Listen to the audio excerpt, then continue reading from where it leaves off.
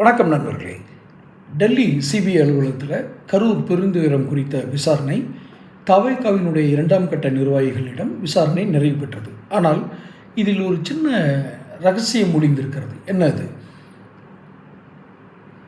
தவேகாவினுடைய நிர்வாகிகள் தவிர்த்து ஆதவ் அர்ஜுனா, புசி ஆனந்த், நிர்மல்குமார், மதியழகன் என்று 4 பேர் தான் சிபிஐ சம்மன் அனுப்பியது என்று எல்லோரும் நினைத்து கொண்டிருக்கிறார்கள்.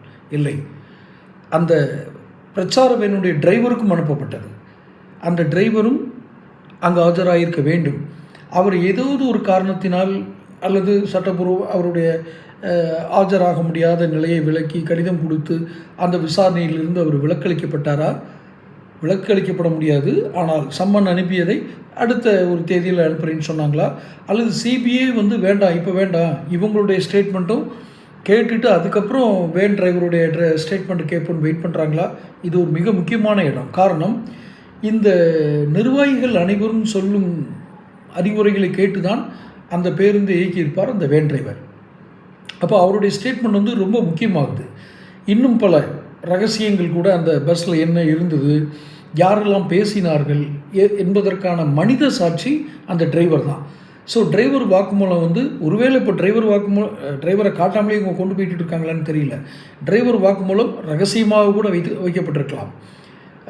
இறுதி குற்றப்பத்திரிகை தயார் செய்வதற்கு டிரைவருடைய வாக்குமூலம் தான் மிக முக்கியமாக கருதப்படும். இன்னும் டிரைவரையும் தவிர்த்து டிரைவருக்கும் அப்பாற்பட்டு விஜயினுடைய வாக்குமூலம் மிக முக்கியமாக கருதப்படும். காரணம், இவர் தான் இந்த கட்சியினுடைய தலைவர். அவர் சொல்படி தான் இந்த பிரச்சாரம் பூராவும் திட்டமிடப்பட்டிருக்கும்.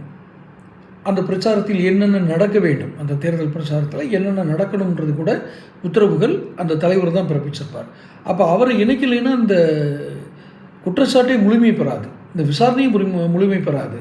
அந்த கரூர் பெருந்துயரத்திற்கான அந்த விசாரணை நீதி நியாயமாக எந்த பக்கம் வந்தாலும் சரி, அரசு தான் தவறு செய்தது, பாதுகாப்பு குளறுபடி என்று வந்தாலும் இவர்களுடைய விசாரணையை இவருடைய வாக்குமூலத்தை முழுமையாக கேட்காமல், யார், வேன் டிரைவர் விஜய், இவருடைய வாக்குமூலத்தை முழுமையாக பெறாமல் இந்த விசாரணை எப்படி நியாயமானதாக இருக்க முடியும்? வாய்ப்பில்லை இல்லையா? அப்போ இவங்க விசாரிக்கப்பட போகிறாங்க அப்படிங்கிறது கிட்டத்தட்ட உறுதியாயிடுச்சு. இப்படி எல்லாம் உறுதியானால் விஜய் கைது செய்யப்படக்கூடிய வாய்ப்பு கூட மிக அதிகம். இது பைத்தியகரத்தனமாக இருக்குது, அப்படிலாம் கைது செய்ய மாட்டாங்க அப்படின்னா பொறுத்திருந்து பாருங்கள். தேவை ஏற்பட்டால், அதை மட்டும் மிக முக்கியமான வார்த்தை, தேவை ஏற்பட்டால் அந்த உச்சத்தை தொடுவதற்கு, அந்த லெவலுக்கு போகிறதுக்கு தயங்க மாட்டாங்க. தொடர்ந்து பேசுவோம். சேனல் சப்ஸ்கிரைப் பண்ணிக்கங்க.